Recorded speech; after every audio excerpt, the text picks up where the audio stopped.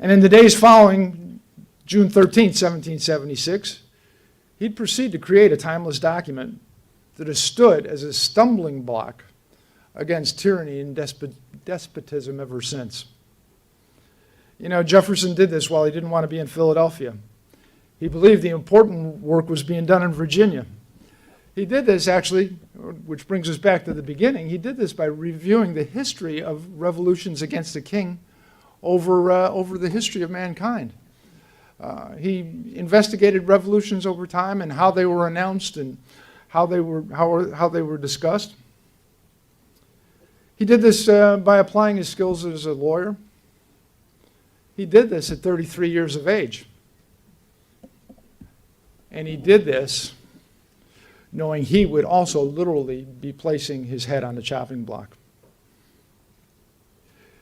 Part of the book explains how Thomas Jefferson defined what he called the American mind. He reviewed the public acts and public documents, certainly heavily influenced by Thomas Paine's common sense.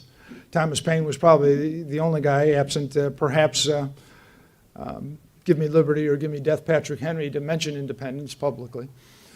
They didn't seem to much care about the treason situation, but they were the only two that were out there.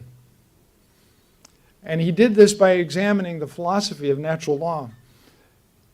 And it took the philosophy of natural law, applied his skills as a lawyer to explain the common sense of independence.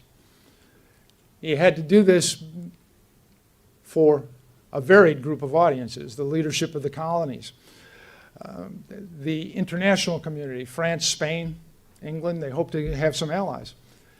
The Continental Army was already in New York, and they were trying to recruit more people for the Continental Army, but they wanted to have these guys have a reason to fight and die. And of course, he had to explain it to the American people, and he had to do it all in the confines of this work.